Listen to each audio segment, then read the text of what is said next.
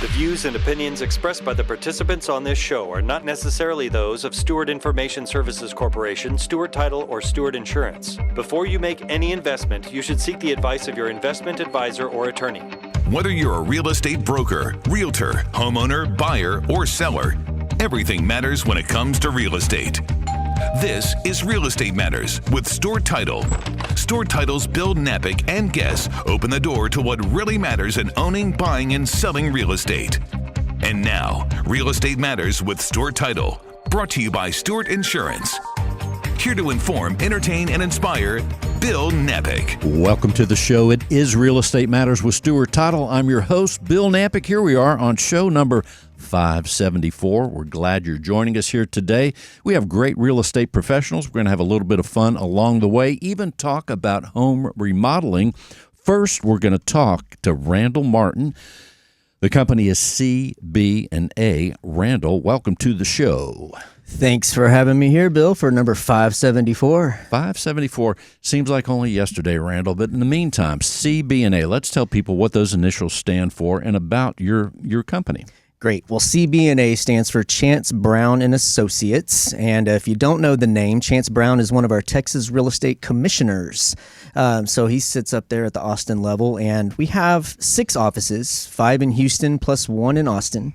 And right around that 700 agent mark is where we're at. So the company has grown, to say the least, quite a bit in the last few years. It has. It has. We've been on a high trajectory lately. Well, also, as far as now, you help buyers and sellers, and let's tell people where you practice your real estate for the most of the time, that is, as far as geographically. Got it. Well, I'm primarily down in the land of pears, otherwise known as Pearland, and I do manage that southeast office down there. We're right on that Pearland Friendswood borderline. So, and I've worked in that market for going on 19 years now. So, and even prior to that, I was in that market, just not in real estate, back in the restaurant industry. So, well, that's one of the great things. So as you help your buyers and sellers, you know the Pearland, Friendswood area, geographically, good places, all those things. You have a lot of knowledge. I think that's a key that a lot of people don't get in real estate. Is it's not, do I know my contract? Can I help someone buy or sell a house? Can I set up a search? It's, can I tell you the best places to find a good deal on some fruit? Like, which grocery store do you want to go to? Where can you buy toilet paper during the pandemic? What places can you get good fajitas? It's really knowing your market, I think, is what it's about. And when you're young in the business, you just want to get sales. When you get older, you become friends with your clients and you run into them. And I don't ever want someone to throw an orange at me at HEB just because, I gave them a bad deal, so. Yeah, we have to watch those outbreaks of orange throwing as we go through life. So as far as the activities, you're a real estate professional, but also you're involved. You talked about Chance being involved in the associations and so forth. Let's tell people what you also do in addition to selling, helping buyers and sellers. Absolutely. So I think servitude is key. Since 2010, I have been volunteering on various committees at the local, state, and national level, from being a past chair of the Young Professionals Network for HAR, chair of technology, different positions there. But I'm actually very proud. Most recently, I was elected to serve on the HAR board of directors. So I'll be serving in the geographic Southeast District for 2026 and 27. That was a big deal. And so there's 24 seats, and we represent close to 48,000 realtors in Houston. So what you're doing for the board is going to go beyond 2025? 26 and 27? Correct. My it's a 2-year position. That's quite a role, Randall. 2-year position. Well, people had a lot of faith in me. I can't let them down. And so, but yes, we will be. The board of directors meets. Basically, and kind of like I said during the campaign run, I'm looking at this not as a position that, hey, I got it now. I can hang it up and I put another tick on my resume. What I'm doing is making sure that our industry remains relevant and a respectable career, because I have daughters that have grown up being part of real estate, whether they wanted to or not, in the back seat of a car, hunting for sell by owner signs, different things like that. But I want to feel good that if my daughter came to me and said, "Hey, Daddy, I think I want to get a real estate license," that I had a hand in shaping the association that she's potentially going to work for. And as we talk about HAR, for people that are listening outside of Houston, Randall, and there are many on the internet, we have people from other states listening all the time, but they hear about the Houston Association of Realtors. They may not have an idea of the actual scope and size and what it all does. So if someone never heard of HAR from another state, or even this state for that matter, let's tell people exactly what HAR is, because it is quite an organization helping real estate professionals, helping buyers and sellers, but also it's well known around the United States. It is. I mean, it is a trailblazer in the industry. We rebranded years ago to be Homes and Rentals because HAR even has gone statewide in a way. You can find listings from all over the state of Texas on har.com. And when it comes to a few of the key points that I think help us stand out is we are a board that elects the people who sit in that position, which is unique. Also, there's a heavy emphasis on technology because there's a lot of tools that HAR gives its members that I know for a fact are not available in other markets. And the one thing that we're really proud of is HAR has consistently had a higher hit count online than some of the national sites. I don't want to know if I can name other names, but I'll just leave it at that. People go there as the source of correct information and tools that can actually help them connect with the realtor, learn about the market, and find their next home. Well, for the listings, there's no doubt it has great details, a lot of information, and I know myself when I look at real estate, and I do often in other states and other cities, I see other places where the homes are described. But as you mentioned that, now I put myself in the place of being maybe in, California, Indiana, wherever, and I look at a listing here in Houston and I could see the various choices. There'd be an HAR where I could look at that home and really get some great information. Absolutely. It's the place where we input our data. So I focus heavily on our selling clients. So when I input, for instance, if I was going to list your home, I would input that data into our MLS, our multiple listing service, which can be found on HAR. From there, it's going to syndicate out to multiple other websites, including individual brokerage websites. You go to other states, sometimes you find a home on someone's website and it's not on a different website, and then you have to go to this place to find this one. And as a consumer, Bill, I just don't think that's very efficient. So we don't have that problem here in Houston. Well, let the news go forth that we feel good that you are on the board and you're going to be there for the next couple years at least to help out so we can all rest easy tonight, the real estate professionals that are hearing this far and wide. That's super awesome. Thank you. So as far as helping buyers and sellers, Randall, give us an idea as what's happening in your world. Are you helping more buyers or sellers at this moment? I'm fortunate to have a lovely bride who's also in real estate, and we work together as a team. Teamwork makes the dream work, it really does. She loves working with our purchasing clients. I love working with our selling clients. So between that, now you truly, I know it sounds cliche, and I'm not up here to throw a bunch of cliches, even though I've already spit out about 5 of them, but you do get 2 heads for the price of 1 with us, because even though she works with our buying clients and I'm with our sellers, we are married. We do communicate, and so every client really gets both of our heads on every transaction, and a little value added. It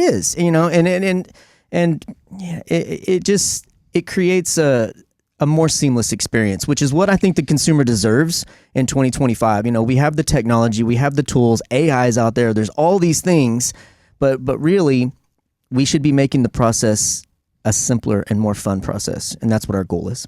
That's a good point, too. You mentioned all the tools available. Quite frankly, there hasn't been a time, who knows what's going to happen in the next 5-10 years, but there hasn't been a time in history where anybody in any profession, but just in the real estate profession has so many tools available to get the job done. So I would think, other than using various tools and marketing and things like that, discernment becomes a very important thing to know what not to use so you don't waste your time, so you can help the buyers and sellers. Mm-hmm. You know, in today's market, you know, listen to you. Speed matters, but strategy wins. There's a term that I like to throw out a lot. We can get caught up in fake work. And that's what, hey, I got to build my website. I got to do this. I got to get this fixed. I got to get this done, blah, blah, blah. And I'm working on this, and I'm perfecting my business cards and all this kind of stuff. But at the end of the day, these tools are here to technology should be saving us time, not a fear of replacing us. One of the things, as I mentioned, I'll check on real estate and other places for a variety of reasons, but I think one of the most important things a realtor can do if someone maybe they don't know is trying to reach out for information, maybe to even buy or sell a house, is answer their phone, Randall. It's so basic. Communication's Communication. Key. It really is. And if you can't answer the phone, call the person back at least, right? I think most of us get separation anxiety when we're away from our phone. So we don't have a lot of excuses to not get back with people these days. I would think mostly the phone is near every one of us most of the time, like you're saying. Even in places where it shouldn't be, probably. Exactly. So well put, Randall. So before we close this segment, Randall, let's tell people what else you want them to know. Well, what I want people to know is that if you're looking for somebody primarily on the southeast side of town that can help you not just find your house or tell you what your home is worth, but actually guide you through that process and help navigate the things that could come up. That's what we're really here to do. We're really here to be a resource, your trusted advisor for all things real estate. And also, if you're a realtor listening to this and you're looking for a place to call home, we are large enough to have the tools to succeed, but small enough to remember your name. And that's what I like to tell people over there about at CBNA Realtors. And also, as you mentioned, your wife. What is your wife's name? To know, so we want to know the whole team. Right now, we know Randall Martin, but your team, your wife, her name is Vanessa Martin. Vanessa Martin. So there you go. Once again, teamwork makes the dream work. People are listening right now. Randall, let's tell them how they can reach you. You can reach me by phone, or call or text 281-924-3990, or Randall, that's RANDALL, at agentrandall.com. And I'll make it easy for everybody. If you're looking into socials, it's at Agent Randall on every single one of them. And Randall, the phone number again is 281-924-3990. Thanks for being with us, Randall. Thanks for having me, Bill. And now let's welcome Chris Ty. His company is called Elevation Construction. So we're going to talk a little bit about remodeling and some of those things that happen when we want to change things around. Chris, welcome to the show. Thank you, Bill. Thanks for having me. Appreciate it. Well, here you are, Chris. Very interesting. The remodeling business, I think, just first of all, in my experience, it would be great to use your company, talk about your company, because I think in my experience, it's hard to have a good, reliable company where they return calls, where they give you quotes promptly, things like that. Let's tell people about your company, Elevation Construction. All right, Elevation Construction. We've been here in Houston for about 3 years, but we've been in business for about 5. We operate in 2 states, but I'm going to focus here, Houston, for now.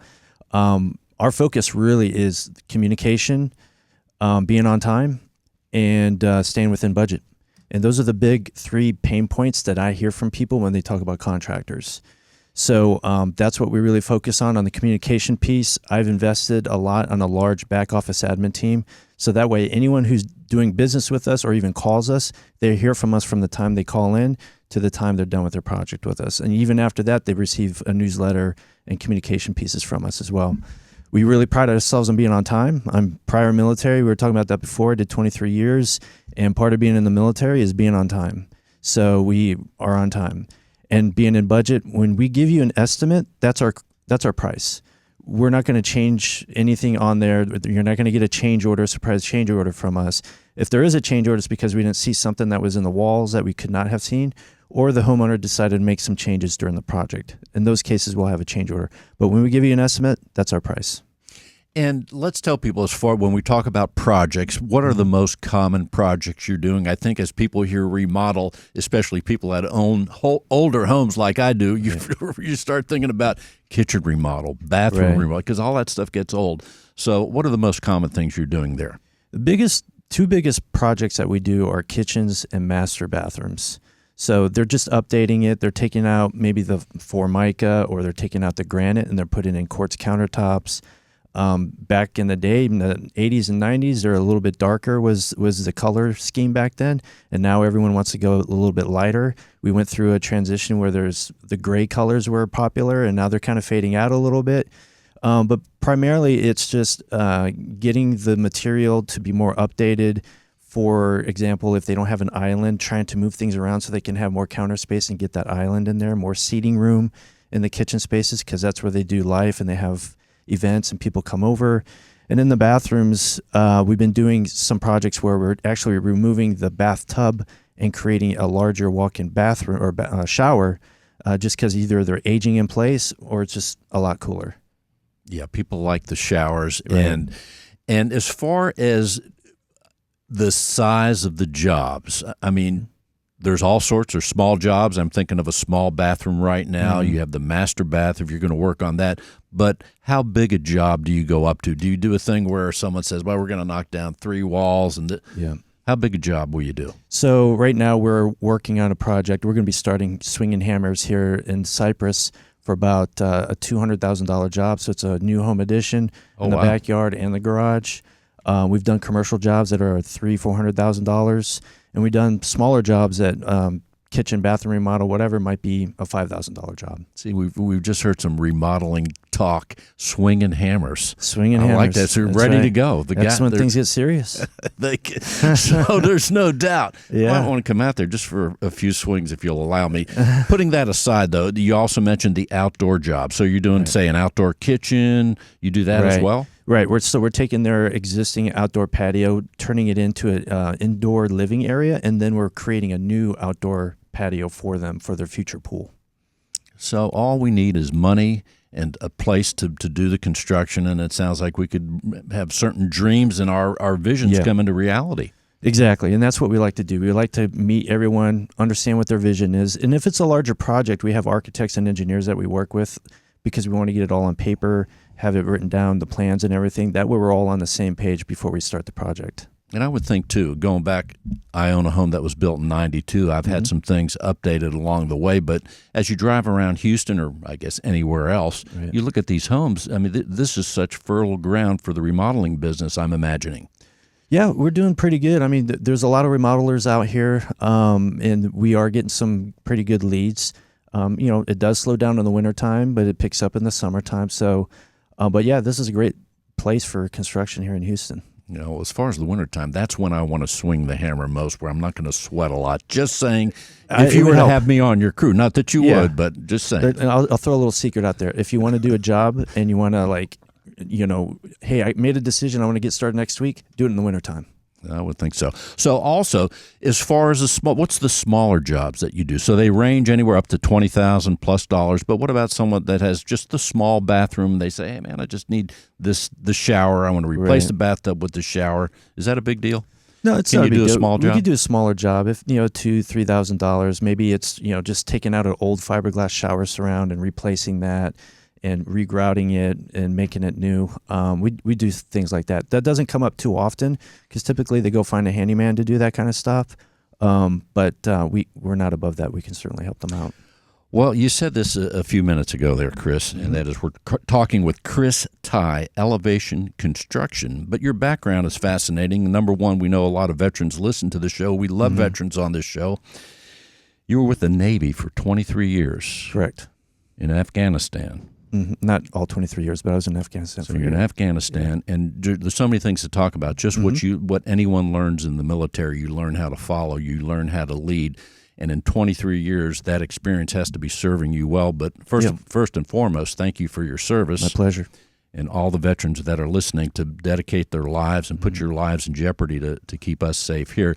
But as far as the roots of even becoming being in the construction business, as I understand it, started in Afghanistan. Tell everyone about that. So I volunteered to go out to Afghanistan in 2009, and which was interesting because my main job was a Chinese linguist. So that's how I started in the military, as a Chinese linguist. So you can speak Chinese? Not now, so don't ask. It's been a while. Say real estate matters in Chinese. No, I can't. No, I wasn't prepared. It's been a while, but that was my primary job when I first started in the Navy. And as time went on and the war started, I really wanted to develop new skills because I wanted to be a part of the effort, right? And back then, drones or UAVs were coming into play when it comes to warfighting and ISR type stuff. And so I had an opportunity of working for Special Forces to fly drones for Special Forces in Afghanistan. I volunteered for that. I went to Afghanistan. I arrived ready to fly and support the team. And they said, hey, Chris, your operations center hasn't been built. You're the first one here. You have to build it. So here's the plans. Here's the location. Go out and find a bunch of Afghanis and build it. So what you're talking about, building a building. Yes, it was a dirt field with nothing. So I had to do a foundation, electrical, plumbing. I didn't even know what a septic tank was until someone says, hey, what happens when you flush a toilet? Where does it go? I'm like, dang, I didn't think of that. So that's what I learned about septic, right? So I learned a lot, made a lot of mistakes in Afghanistan, so I won't repeat them here in the U.S., but I really enjoyed the experience. It was a lot of fun taking some plans, finding subcontractors that didn't speak English, trying to work with them, and coming up with the plan and actually finishing it. And we're conducting operations. People are living there. And I left. I'm like, wow, my fingerprints are all over that. That was kind of fun. So basically, you're looking at an area of dirt, and you're given an order to build a building there with not having the experience at the time. And as we all know, in the military, orders are followed. Exactly. I can't say, hey, I don't know how to do it. Can I go home? That's not an option. Right. So I have to figure it out. Of course, visions of the movie A Few Good Men come to mind. People follow orders or people die, right? Exactly, right. So, yeah. If I didn't do it, then they wouldn't have the birds to support, when I say birds, the drones to support the team. And the team needed that camera footage before they arrived to their area where they're going to fight. And if I didn't do my job, they wouldn't have had that capability. So it was really important that I actually just learned it and got it done. Fascinating. So, but meanwhile, back here, you're doing work in Houston area. As far as geographic coverage for people listening that are saying, hey, I want to reach out to Chris. I want to remodel the bathroom. I want a better outdoor environment. I want to bust out that old master bathroom and make it real. Geographically, what areas do you cover here if someone's listening and they want to give you a call? We do operate greater Houston area. That's, we're based out of Cypress, but we go as far south as Galveston, east out to Beaumont, and we've been up to Dallas and Austin as well. So that's a pretty big area of coverage there. So, and right now, if someone were to call, let's keep talking about, let's take a kitchen remodel, just for example. If someone had an average size kitchen on the medium size, how long does a kitchen remodel take, for example? So let's talk scope of work. In terms of the countertops, cabinets, and those sorts of things. Maybe a few new appliances, a new stove, and that. So we're replacing cabinets, putting in a new, and we're not changing the layout, same layout. We're not busting any walls out, okay, let's say. Got it. And we're not moving pipes or anything. Like the plumbing and electrical staying the same. Okay.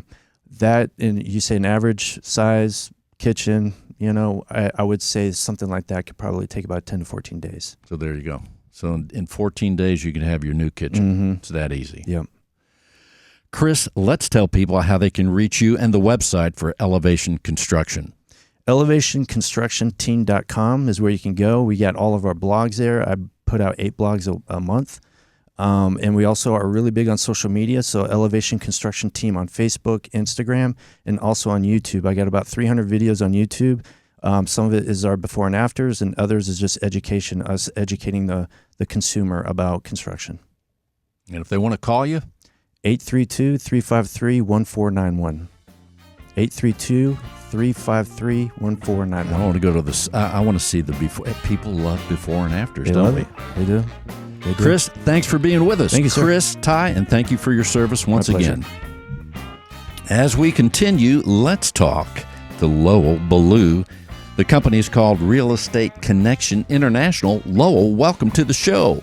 Thank you very much. Well, here you are, Real Estate. I love the name, Real Estate Connection International. So let's tell people, first of all, about the company.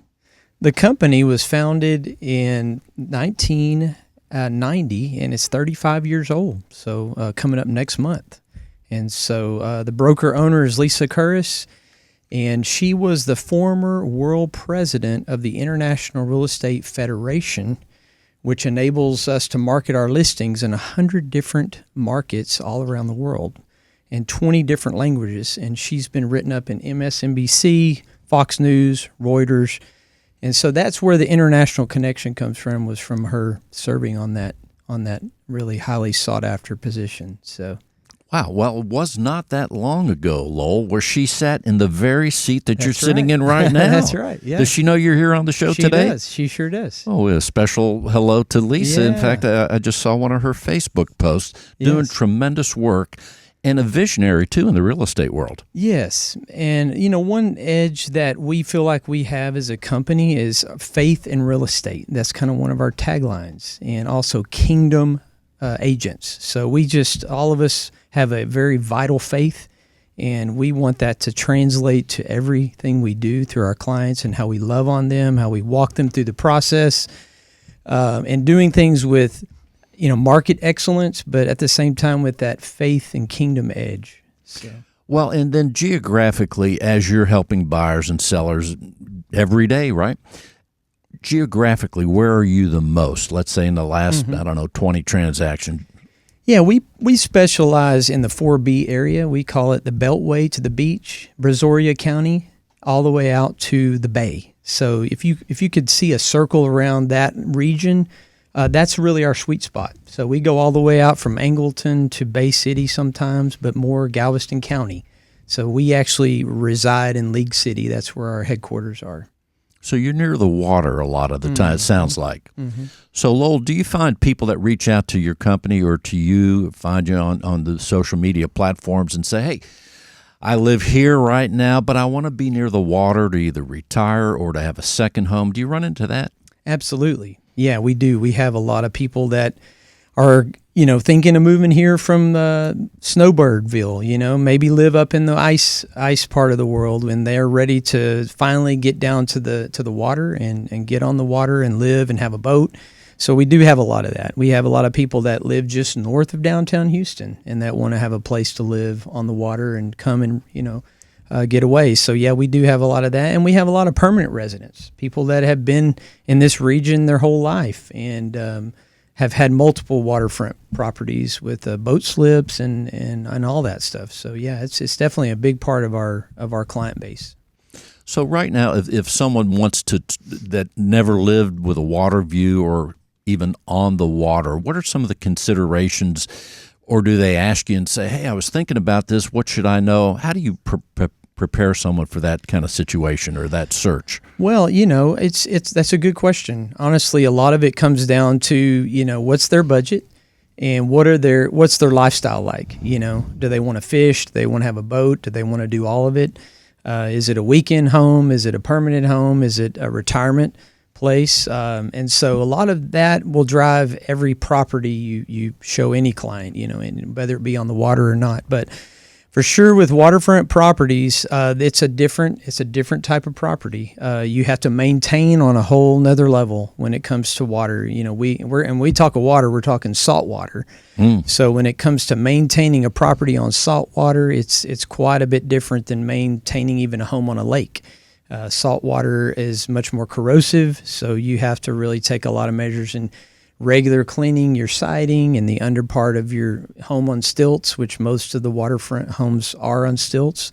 And so, yeah, flooding comes into play. You've got to talk about flood insurance policies, and with the rising insurance costs, that's a big factor. So we have to be very careful with that.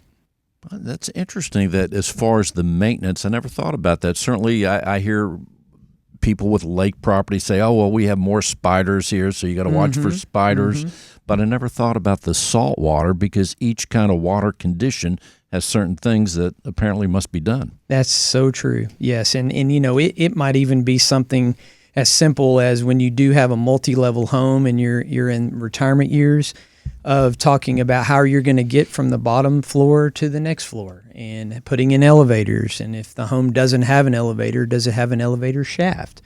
Is it an external elevator lift or is it an internal elevator? That's a very big consideration for people on the water, mainly because they're tired of climbing stairs in their latter years, and they want to be able to get right up to their living room and with ease. And so that's a big factor, as well as just taking care of the maintenance on the home. And right now, from an inventory standpoint, I don't want to dwell so much always on the water, but before we get away from water properties, what's the inventory right now? If someone does want maybe a condo on the water in Galveston or something, what's it look like now? Do we have choices? Much more choices than even this time last year, believe it or not. We have one of our agents in our company who works for a home builder that in Crystal Beach, and he was telling me the other day of just the amount of inventory that is now available. It's definitely more in the buyer's court on the market these days, and especially for vacation homes. And so that has actually relaxed the prices considerably, but it's also given buyers a lot more options of what they want to go and view and how to buy. And so it's definitely a different market right now, but it's definitely in the favor of people that are looking to buy to get a good deal. Sounds like a good time to buy. So Let's go now to dry land, away from the water just for a second, because you're helping people with all sorts of real estate properties, right? So as far as right now, do you help also sellers? Yes, I do listings, I do buyers, I do commercial real estate. That's another aspect of our company is we're a one-stop shop company. And so we have the full gamut. We've sold anything from literally hospitals. Our broker did a deal on a hospital just a couple of years ago, down to business properties. I've got a property in Pearland that's about to close in the next couple of days. That is originally a gas station that was converted to a totally different property, and that's about to sell. It's right now it's called Pearland Auto Inspection. And then, of course, I mostly do single-family homes, but I do probably about 10% of commercial, 15% a year. It varies. But I do help people list their subdivision homes, their acreage properties. I've sold land. I haven't turned anything down yet. So, a great range of coverage and knowledge. It sounds fascinating. As far as in a buyer's market, like some of the areas are right now today in the Houston areas, how do you prepare the seller to say, okay, it might take a little bit longer, but what's the preparation to get that seller ready so that they can thrive, even though maybe it's more of a buyer's market in their particular area? That is a great question. There's been a very much of a shift we've all experienced this summer in the buying season and selling season, where we've seen really wonderful properties that were very, turnkey ready. Maintenance was done, fresh paint, landscaping, and it's taken a little longer this year. So we have to prepare our sellers ahead of time, to be prepared for that. Now, there are instances where I've even had one that was under contract in a week. So we're still seeing a little bit of that. But those are a little bit more unique properties that have something that are a little bit more appealing than the average, listing. But we are definitely making those adjustments to prepare our sellers for the long haul. Whether that be a month to 3 months, we hope no longer than that. So, and I would also think if I'm a seller at this point in time, I'm going to really make sure my place looks good. And even if I have to do a little remodeling, a little touch, a little bit more work than normal, I'll be on it to make sure that my property shines more than the other places. Absolutely. And, you can't really change the location, and you can do a fair amount of home remodeling, which we just heard about.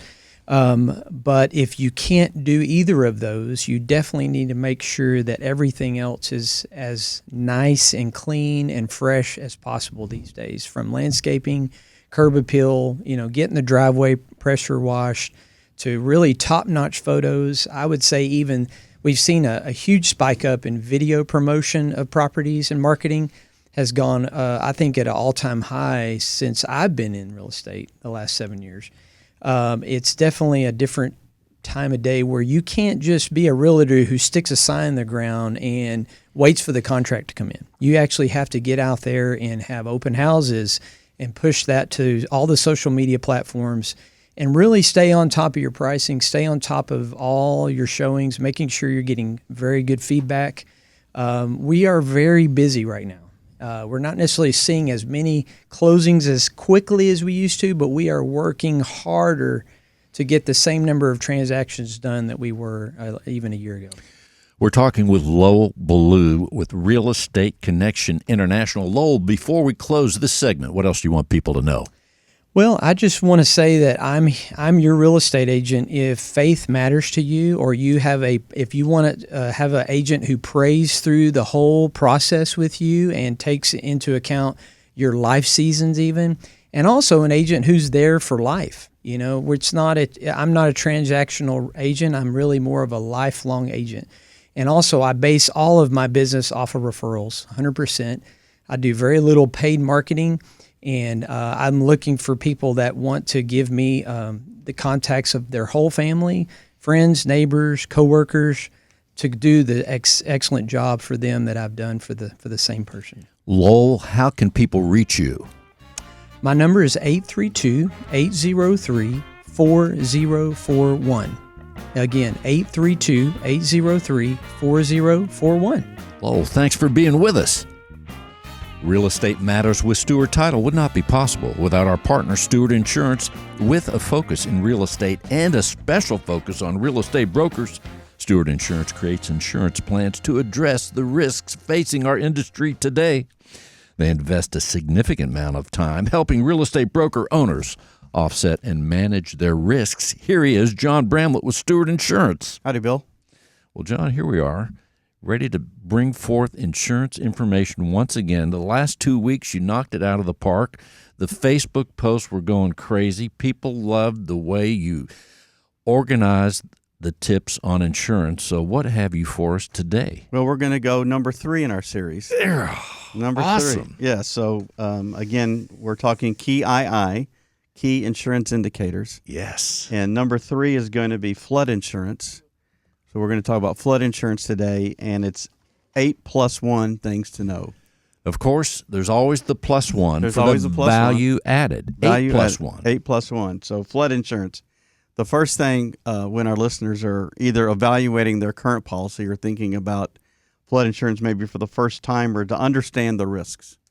So what risks do you have? Because we all have some level of risk for our home. So, what is the flood zone designation for my area? So if you live in an area that the National Flood Insurance Program offers coverage, you're in a flood zone designation. So it's important to understand, am I in a designation that's more likely to flood or less likely to flood? Does not mean it will or will not, but it's important to understand that. Understand maybe the history. Has that neighborhood flooded a lot? Has it not flooded before? But understanding that history is important. And then the types of flooding that occurs there. So is it solely if we have a severe storm? Or is it an area where we have a heavy rain it could flood? Or if it's an area that's near bios or rivers or retention ponds that could potentially, when they get heavy water, heavy rains, that they could go past their banks. So understanding the geography as well is part of that, understanding the risk. So that's the first thing to consider. The second thing to consider is the coverage options. So what am I going to get covered? Am I going to get covered for just my structure? Am I going to get my personal property covered? So understanding that, is it going to be replacement cost or actual cash value? So replacement cost is they'll replace at today's like value without any depreciation.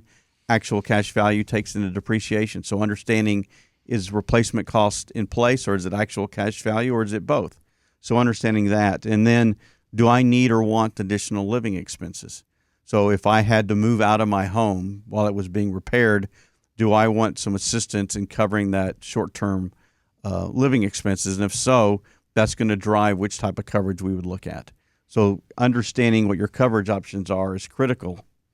And then that leads us to the policy type and the provider that you would want to go with. So For example, if you wanted to have the ability to offset some of those temporary housing costs, then you would need to go with a private flood insurance company, because the National Flood Insurance Program, which is part of FEMA, so the federal government is the underwriter, they don't provide that type of coverage.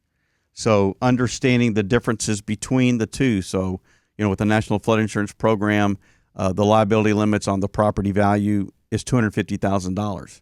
The liability limits for your personal property is $100,000. So at least understanding that might tell you, is this going to cover what I would need to repair or replace my home? And if it doesn't, then maybe we need to consider private coverage. The beauty of the National Flood Insurance Program is once you have it, you have it, and they can't increase premiums more than 18% a year.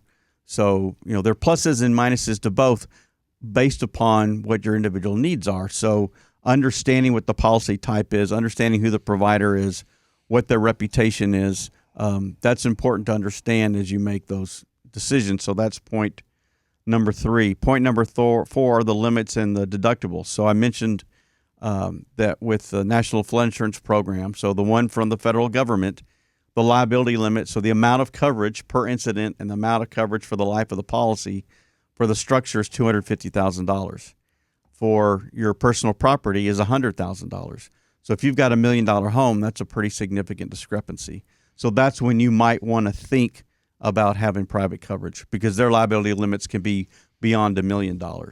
So again, understanding that, how do I match, the cost it's going to take to rebuild or replace my structure or my personal property, match that with the liability limits that the plan has, and that can help you make the decision whether you would go with the public coverage from the National Flood Insurance Program or a private company. So that can help make that decision. The waiting period and timing. If you purchase flood insurance today, you're just buying it for the first time, and you buy it through the National Flood Insurance Program, you're probably going to wait 30 days before it's instituted.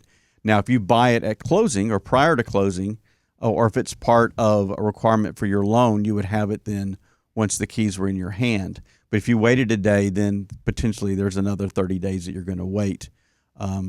With the private companies, that time period could be shorter. So that's something to keep in mind. And then just plan ahead. It's better to buy it in January than it is in June, because we're in the middle of hurricane season now. So if we've got a named storm in the Gulf, we're not going to be able to help you out until that storm moves out. So again, kind of planning ahead, and there's always a good time to buy, but there's optimal times to purchase as well. Understanding the exclusions and the limitations, what is and what is not covered. That's always important to understand that. What is their reputation for claim support? Do they get agents on the ground and adjusters on the ground quickly in order to evaluate your system? So you want to be able to have an understanding or a history of what their claim support is like. Cost factor is always important. Based upon what the coverage you need is going to drive that cost. So understanding what that premium is or that cost is, where your home is located is going to affect the cost. Because if it's in a higher risk area, you're going to have a higher premium. Are there some things that have been done to the home to minimize the chance of any damage that can help offset some of the premium? If you've got an elevation certificate and it shows a certain level, that can offset some of the premium increases. So there are some things that we can do that could affect the cost. So that's a consideration. And then the last one, the plus one, is work with an insurance advisor that understands flood coverages, and work with an insurance advisor that can help you both coverage from the National Flood Insurance Program or from a private company. And at Stewart Insurance, we can provide that support. John, just talking about this makes me reminisce reluctantly about when my home flooded.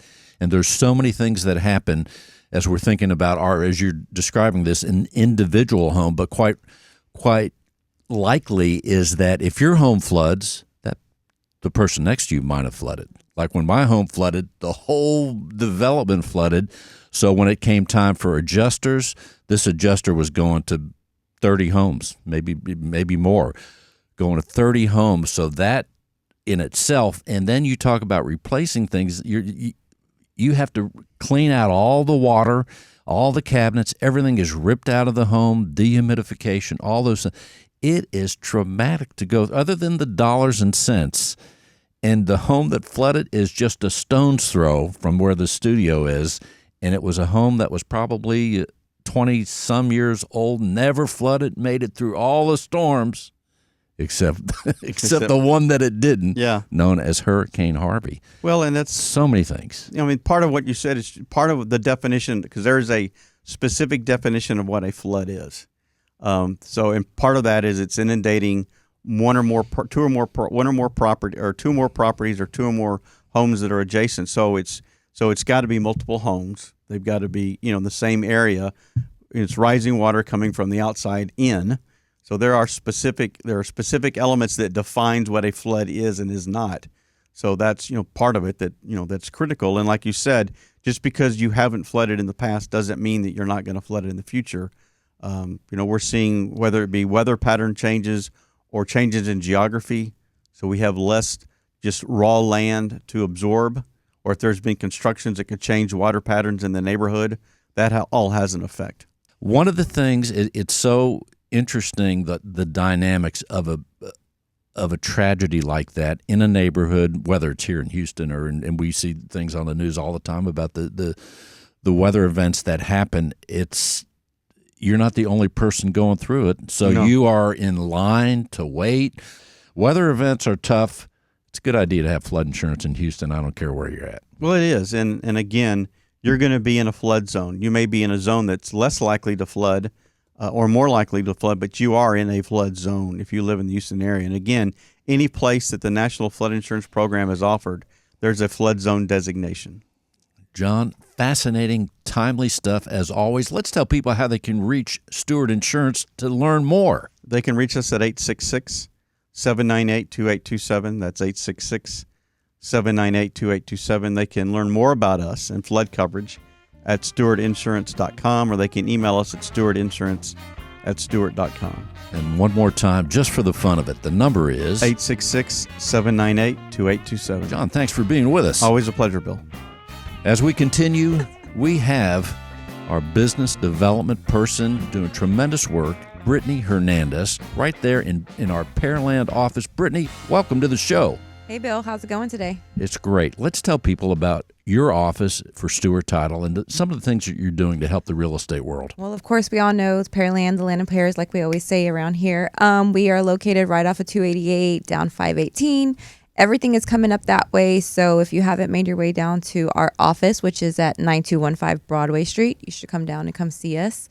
You missed our food drive that we had go over there, but it came out very well. We were able to donate over 1,500 pounds of non-perishable items to the local food pantries in our area. So we went to the Pearland Neighborhood Center, Christian Helping Hands, and to the Alvin Food Pantry. And that's one of the great things, not just your office, but our Stewart offices are trying to help all the time through the community, all throughout the year. Of course, we always try to get involved with our community. It's very big. So if you come to our office now, we are actually showing off all of the football teams that are in our area. So we've got some fun stuff going on over there. I'm teaching my first class on August 21st, which is Google My Business. You're going to teach it? I am. What day is August 21st? It's on a Thursday. I think I might be able to be down there for that. So you're going to come see me?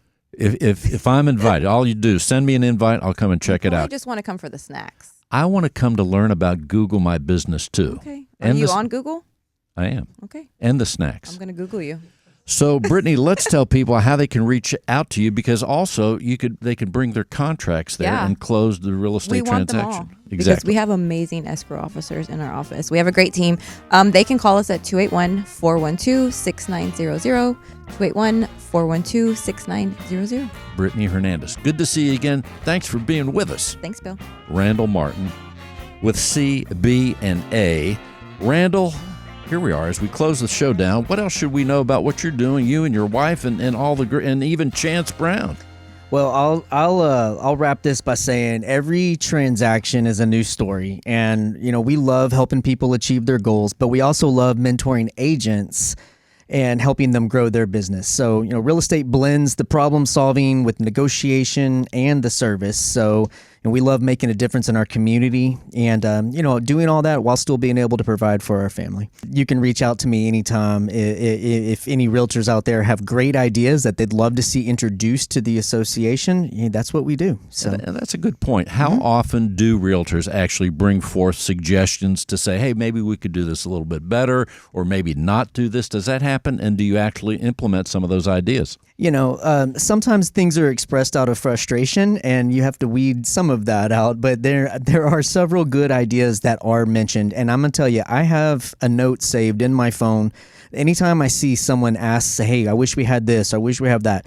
My triage for that is, does it improve service? Does it make things faster? Will the consumer benefit from that? If the answers are yes, let's bring it up and let's see if we can make something better. They can reach me at Agent Randall anywhere on the socials or 281-924-3990. That's 281-924-3990. Thanks for being with us, and we say hello to Vanessa. I sure will. Thank you for having me. Indeed. And he is back, Chris Ty with Elevation Construction. So here, before we close things down, Chris, people are already thinking about their dream kitchens, bathrooms, outdoor. What else do you want them to know about what you're doing that maybe we didn't cover? Yeah, so we do offer financing. We have different loan products that we can offer. So there's products where you can stretch your payments from 5 to 15 years, or for someone who wants to put their house on the market and they don't have the funds right now, there's a 12-month same as cash loan product that they can take advantage of, and when they close, they can pay it off then. Website is elevationconstructionteam.com. Phone number is 832-353-1491. Actually, I'm thinking of the drone. If you do an outside remodel where you could take a drone shot from above the backyard and that sort of thing, that'd be a good application right there. We do have some coming up in the pipeline that will be using the drone quite a bit. Sounds good. Chris, Ty, once again, thank you and any veteran listening for your service there in the Navy, and even you did some work for the Marines as well. Marines and the Army. Yep. Sounds good. Thank you, Chris Ty. Yes, Lowell Ballou is making his way back to the microphone. His company is Real Estate Connection International. Lowell, I like the international part again. I mean, it has a great ring, the whole thing. Well, thank you. Yeah, it's kind of ironic since I have actually kind of like the fellow before me spent some time overseas. So I do have a little bit of insight in cultural matters, and Houston is a very cultural city, and so there is an edge when it comes to being able to represent people of different backgrounds and nationalities who really don't know how things work here in the States, especially Houston. So we pride ourselves just on taking care of internationals and people that are coming here to work from different countries, and we can also help people find real estate in other, I would say, U.S. real estate friendly countries, such as Costa Rica and Central America. And we've actually done that. We've actually helped people find their vacation home in Costa Rica or Mexico. So we've gotten on planes and flown down there and spent a weekend. But we're hearing a lot about Costa Rica, so you're actually doing some work there. Yes, I have friends that own a property down there. They're actually clients of mine, and I've been down there on 3 mission trips. So I can give you a mission trip experience. We can do a little vacation extravaganza and go and do all the fun stuff, and we can also just spend time looking for properties. And right here in Houston, you're serving buyers and sellers as well. Lowell, let's tell people how they can reach you. Again, you can reach me at 832-803-4041 or our realestateconnectioninternational.com website, or you can look me up at Lowell Ballou Realtor on the socials. Again, you can reach me at 832-803-4041 or our realestateconnectioninternational.com website. Thank you, Lowell, and thank you all for listening to Real Estate Matters with Stewart Title. I am your host, Bill Knapik, together with John Bramlett, all of us at Stewart Title and Stewart Insurance. We appreciate you listening. If you want to see the show, see the special effects, the outfits that people are wearing here in the studio, it's simple. Just go to stewart.com/radio. That's stewart.com/radio. It's all there. The show archives hundreds of shows. Stewart.com/radio. Thanks for listening. We'll see you next week.